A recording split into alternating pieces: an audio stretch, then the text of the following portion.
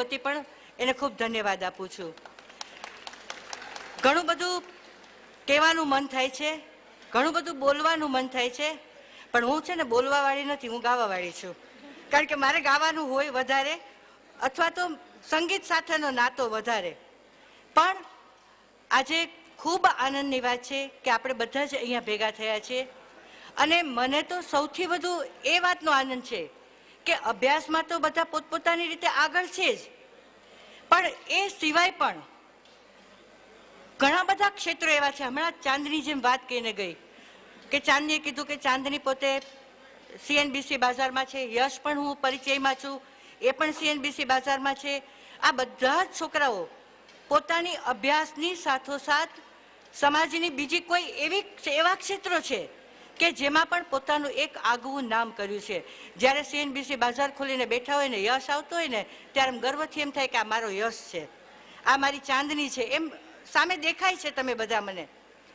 તો કેટલા બધા છોકરાઓ એવા છે કે એ સંગીતમાં પણ આગળ છે. હમણાં જ આપણે ચિંતનની સીડી જોઈ, હસમુખ અહીંયા બેઠો છે, પલાશ ધોળકિયા અહીંયા ભણી ગયો, અત્યારે એ અજય ચક્રવર્તી પાસે ક્લાસિકલની તાલીમ લઈ રહ્યો છે. એટલે ક્યાંના ક્યાં ક્ષેત્રમાં છે વિદ્યાર્થીઓ. અને જ્યારે એ લોકોની પ્રગતિ જોઈએ છીએ ત્યારે ખૂબ ખૂબ આનંદ થાય છે. અંતરના એક આશીર્વાદ નીકળે છે એ લોકો માટે. અમે ભલે અહીંયા ને અહીંયા જ છીએ, પણ એમ થાય છે કે અમારા હાથમાંથી જ ત્યાં ગયા છે. આજે જે સ્થાને પહોંચ્યા છે, આજે જે જગ્યાએ ગયા છે, એમાં એની મહેનત તો છે જ, પણ ક્યાંક ક્યાંક અમારો ધક્કો પણ છે એ લોકોની પાછળ. અને એ ધક્કો એવો સરસ લાગ્યો છે કે એ એવા ઉચ્ચ સ્થાન ઉપર ત્યાં બેઠા છે. કેટલા બધા સિંગર છે, વિભા છે, શરદભાઈ દવે આપણા ક્લાસિકલ સંગીત ચાલે છે, એમની ડોટર છે એ પણ સારું એવું ગાય છે. હસમુખનું પોતાનું એક પ્લેયર છે અને એ પણ પોતાનું એક ગ્રુપ ચલાવે છે. એમ ભાર્ગવ સાથે તો લગભગ મારો પરિચય, કારણ કે કોઈ પણ કાર્યક્રમમાં જાઉં અને હું ને ભાર્ગવ તો મળ્યા જોઈએ. આજે છૂટીને કાર્યક્રમમાં હરિહરણમાં જવાનું જ છે, એટલે પહોંચવાનું જ છે. કારણ કે સંગીતના કાર્યક્રમ હોય કે ડ્રામાનો કાર્યક્રમ હોય કે કવિ સંમેલન હોય, એ મારો શોખનો વિષય છે અને ત્યારે ભાર્ગવ તો મને મળવાનો જ છે. એટલે બધા જ કલાકારો બધા જ ક્યાંક ક્યાંક પહોંચી ગયા છે. ઘટા વસાવડા હમણાં જ યાદ કર્યું ચિત્રમાં જોઈ, ફોટોગ્રાફ્સમાં જોઈને. આખું બાળકોની જે બાલભવનની જે આખી પ્રવૃત્તિ ચાલે છે એમાં દિલ્હી સુધી જઈ અને બાલશ્રી એવોર્ડ પણ એણે પ્રાપ્ત કર્યો છે. એવું કેટલા બધા વિદ્યાર્થીઓ છે, કેટલાના નામ ગણાવું કે વિદ્યાર્થીઓ ક્યાંના ક્યાં પહોંચ્યા છે. આ સામે જોઈ અને સામે આવે છે ને ત્યારે ખૂબ આનંદ થાય છે. કહું છું કે અત્યારે બોલવા માટેના શબ્દો જડતા નથી અને એમ કહું કે શું વાત કરું આ લોકોની સાથે હું. પણ આજે આ બધાની જ પ્રગતિ જોઈને અમારી સૌની, અમારે સૌ આચાર્યગણોની, અમને બધાને અંદરથી એટલો બધો આનંદ થાય છે કે બધાને જ આપણે કદાચ શુદ્ધ ભાષામાં કહું ને તો કે બોલતી બંધ થઈ ગઈ છે કે વિદ્યાર્થીઓ ક્યાં ના ક્યાં પહોંચી ગયા છે. તો હજુ પણ આવી જ રીતે મળતા રહીએ.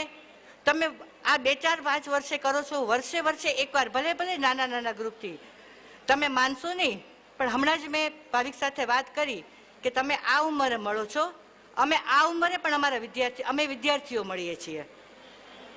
આ ઉંમરે જે અમે દાદા દાદી કે નાના નાની થઈ ગયા છે એવા વિદ્યાર્થીઓ સ્કૂલના, આજે ભાવનગરમાં હું ભણી છું તો ભાવનગરમાં અમે આજે ભેગા થઈએ છીએ, સ્કૂલમાં દક્ષિણામૂર્તિમાં ભેગા થઈએ છીએ, ઘરશાળામાં ભેગા થઈએ છીએ. અને આજે પણ અમે અમારી રીતે, એટલે આ જોઈને એ મને ખૂબ ખૂબ આનંદ થયો. તમારી બધાની પ્રગતિ ઉત્તરોત્તર વધતી રહે અને તમે ખૂબ આગળ વધો, જીવનમાં ખૂબ પ્રાપ્ત કરો, એવી અમારા બધા વતી તમને ખૂબ ખૂબ શુભેચ્છા. ધન્યવાદ. આભાર સુરભી દીદી. મિત્રો, આપણે સુંદર મજાની જે પીપીટી ચિંતને બનાવી હતી એ જોઈ.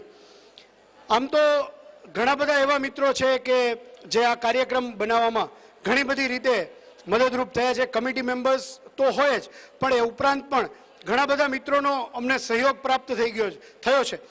તો ઘણી બેચના ઘણા બધા મિત્રો એવા પણ હતા, અમને એવા પણ અનુભવ થયા છે, ભાવિકને સૌથી વધારે અનુભવ થયા છે, પણ અમને એવા પણ અનુભવ થયા છે કે ઘણા બધા આપણી સ્કૂલના અમુક મિત્રો એવું કહ્યું કે 200 રૂપિયા આનું આપણે જે શુલ્ક રાખ્યું છે તો એમાંથી કદાચ કમિટી મેમ્બર્સ છે એક એક પ્રોફિટ ઘરે લઈને જવાના હશે, પણ એ બધા મિત્રોને હું કહી દઉં કે તમે બધા તમારી બેચના મિત્રો સાથે મળી શકો એના માટેનો જ આ પ્રયાસ હતો. અને આવું કહેવાવાળા પણ 200 રૂપિયા આપી અને આજે પોતાની મેમરીઝ પાછી તાજી કરવા માટે અમારી સામે બેઠા જ છે. એટલે એ અમારી કમિટીની સફળતા છે.